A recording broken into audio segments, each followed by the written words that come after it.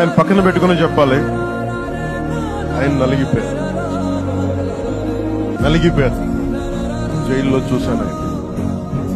పాపం భువనేశ్వర్ గారి బాధను చూశాను. నేను అనుకున్నాను, అమ్మ మీరు కన్నీళ్ళు పెట్టకండి, మంచి రోజులు వస్తాయని చెప్పి మంచి రోజులు వచ్చింది.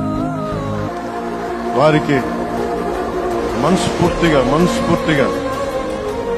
వారికి నా హృదయపూర్వక శుభాకాంక్షలు. మీరు అద్భుతమైన పాలన ఇవ్వాలి అందరికీ మనస్ఫూర్తిగా నేను తెలియజేసుకున్నాను.